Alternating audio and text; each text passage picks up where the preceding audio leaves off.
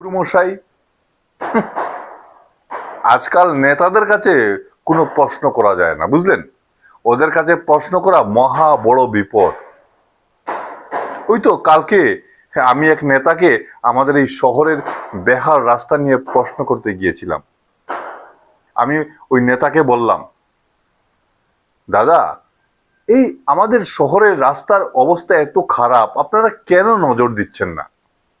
আচ্ছা ঠিক আছে, এখানে তো ফ্লাইওভার হবে, তাই টাকা অপচয় করবেন না, কিন্তু অন্য শ্রীভূমি তো খারাপ রাস্তা, গর্তে ভরা শহর, কেন কাজ হচ্ছে না?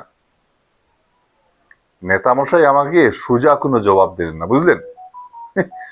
উল্টে আমার দিকে চোখ বড় বড় করে কথা বলতে শুরু করলেন। উনি বললেন, আরে ভাই, তুমি তো দেখছি কিছুই জানো না। কংগ্রেস আমলের এর চেয়েও খারাপ রাস্তা ছিল।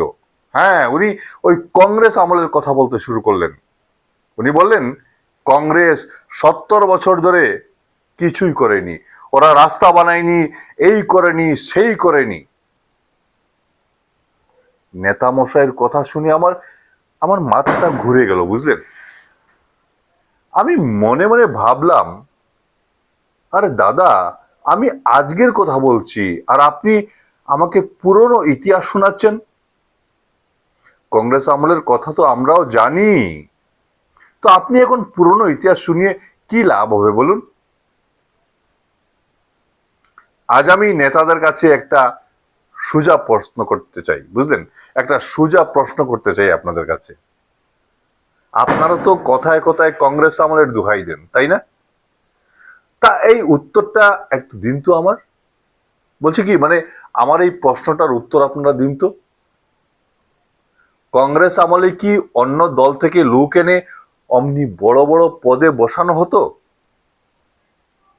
কংগ্রেস কি নিজেদের দীর্ঘদিনের খেটে খাওয়া কর্মীদের, মানে যারা পরিশ্রম করেছিলেন কর্মী, সাধারণ কর্মী, এদেরকে দূরে ঠেলে দিয়ে দল বদলু নেতাদের হাতে চটজলদি ভোটের টিকিট তুলে দিত? দিত না মশাই, দিত না। তাহলে আপনারা এই নতুন নিয়মটা কোত্থেকে শিখলেন? নিজেদের যে কর্মীরা রোদে পুড়ে বৃষ্টিতে ভিজে দলটাকে দাঁড় করালো, ভোটের সময় এলেই তাদের পেছনে ঠেলে দেওয়া হয়। আর অন্য দল থেকে উড়ে আসা নেতাদের গলায় মস্ত বড় ফুলের মালা ঝুলিয়ে দেওয়া হয়। না না, আমার একটাই কথা আপনাদের কাছে, সব বিষয়ে যদি পুরনো আমলের দোহাই দেন, তবে আমার এই সহজ প্রশ্নটার জবাব দিন তো দেখি আপনারা। নিজেদের ভালো ভালো কর্মীদের ঠকিয়ে বাইরের লোক নিয়ে এই এত নাচানাচি কেন আপনাদের? এই উত্তরটা দিয়ে যান। আরে নেতা বাবুরা, এই উত্তরটা দিয়ে যান আমার। বাইরের কর্মীদের নিয়ে এত নাচানাচি কেন আপনাদের? আর পুরনো কর্মীরা আজ কাঁদছে। আমার এই উত্তরটা দেওয়ার পর আপনারা ওই পুরনো ইতিহাসটা আমাদের সামনে তুলে ধরবেন।